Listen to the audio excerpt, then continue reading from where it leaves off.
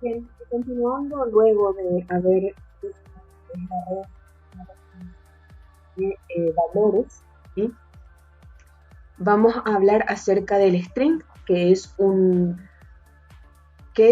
tipo de dato no primitivo, es decir, es una clase.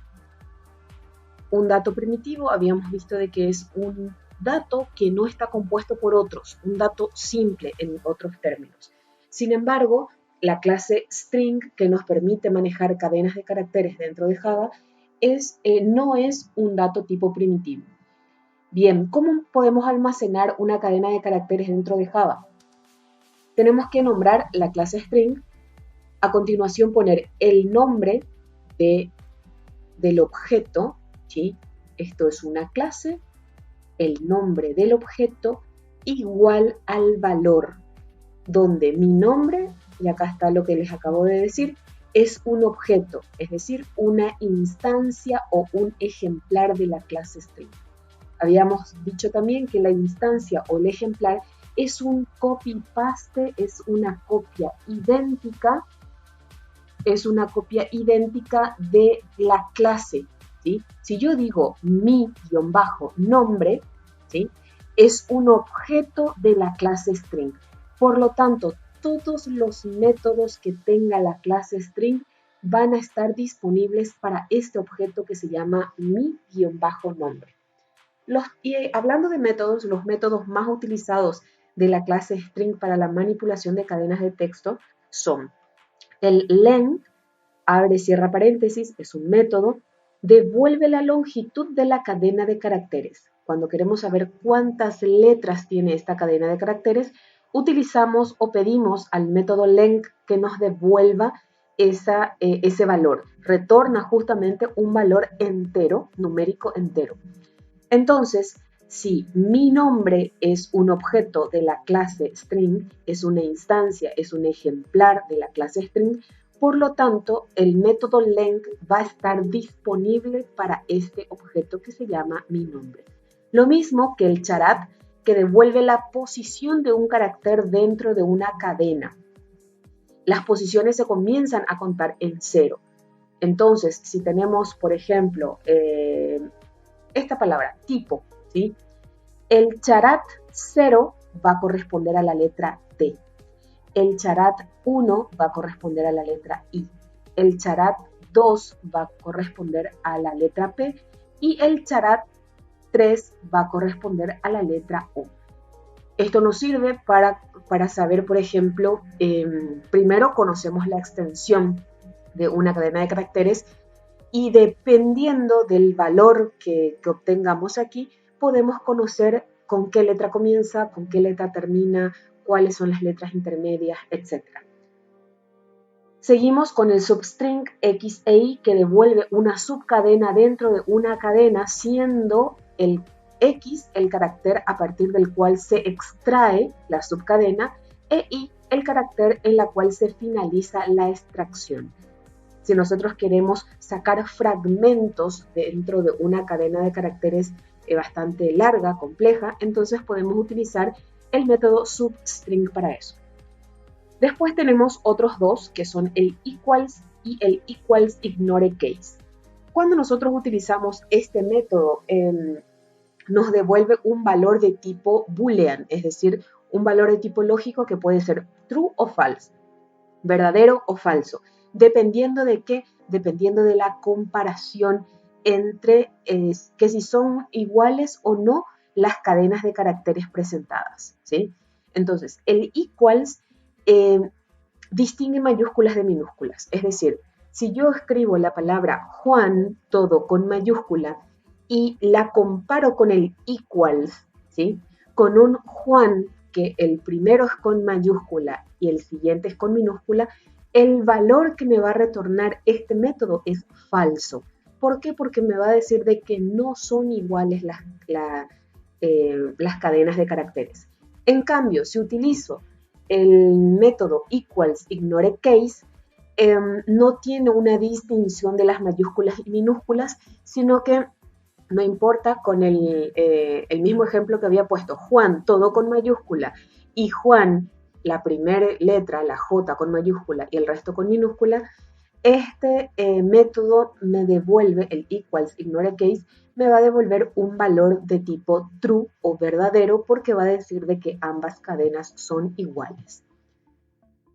Bien, y hablando de la API de Java, hablamos de una interfaz de programación de aplicaciones o su correspondiente en inglés.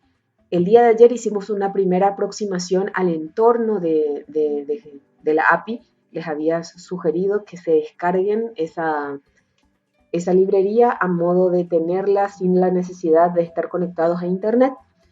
Y quería comentarles que la estructura de ese contenedor, ¿sí?, de esa interfaz, digo bien, la interfaz de programación de aplicaciones, está dividida en paquetes. Estos paquetes inicialmente estaban solamente con la denominación Java, ¿sí? Java.util, ¿sí? Java.awt, Java.io, ¿sí? Cuando los desarrolladores de Java se dieron cuenta de que necesitaban una mayor cantidad de clases, una mayor cantidad de paquetes dentro de Java, crearon el Javax. La X viene de la extensión del paquete Java original y tenemos subpaquetes, ¿sí?, como el activity, la annotation, etc.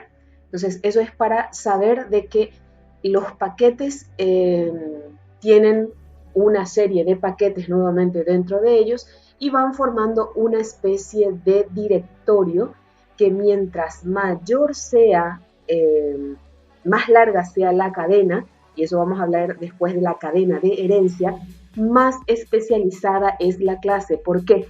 Porque en este caso, por ejemplo, supongamos que Reg hereda, ¿sí?, los métodos, las constantes, las variables y todo lo que tenga Java útil.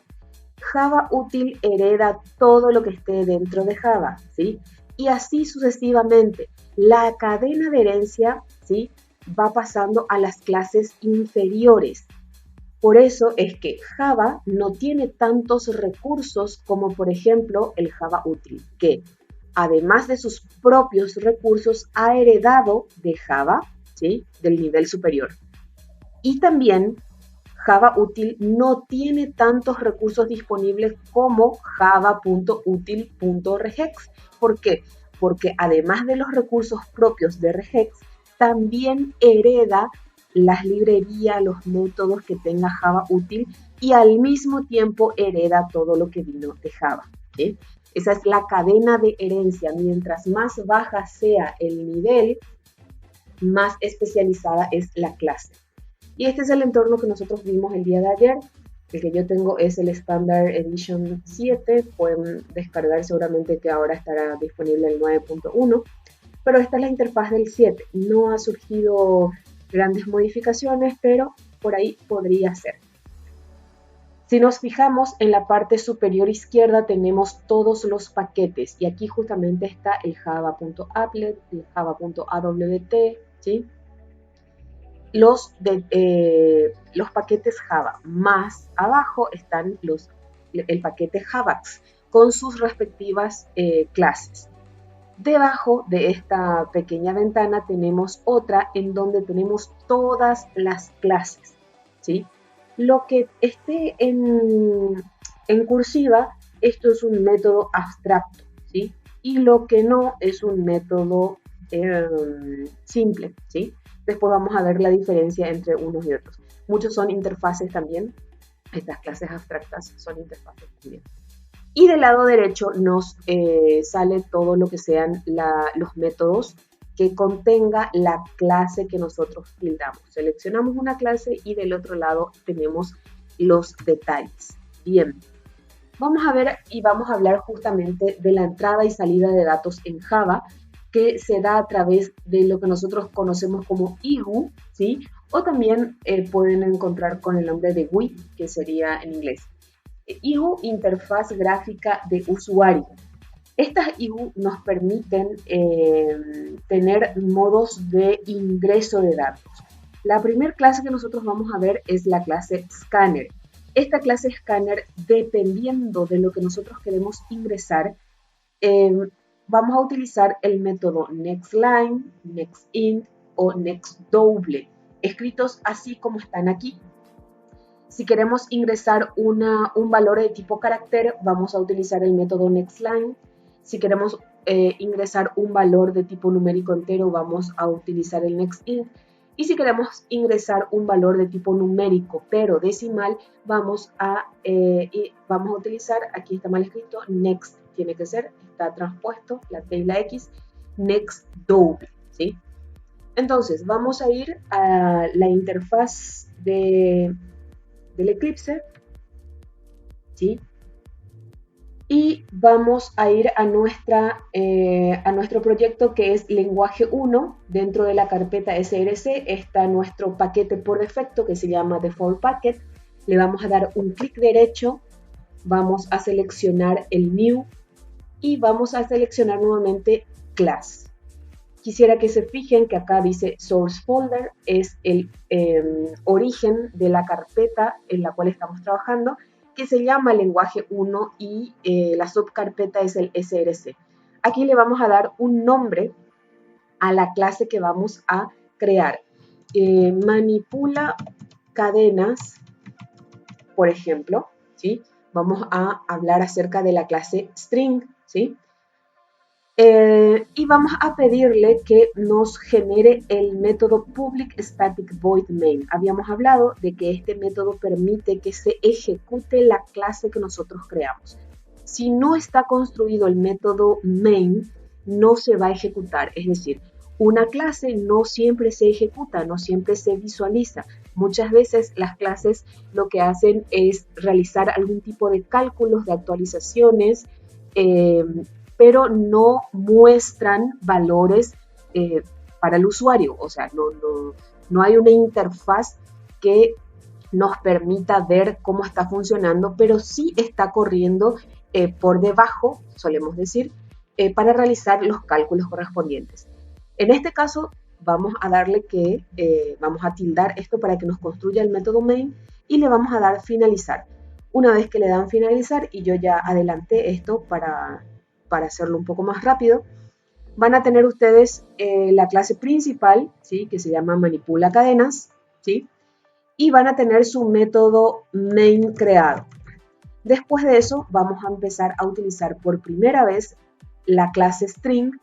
Como la clase string, su cadena de herencia directa es el paquete javalang, que yo les había hablado el día de ayer, que es la clase más grande, no necesita de importar ningún tipo de librerías. Ya vamos a llegar en el momento en que tengamos que importar librerías para poder utilizar esas clases. Bien, me estoy fijando que son 13 minutos de grabación, así que me voy a detener aquí y voy a continuar en la siguiente.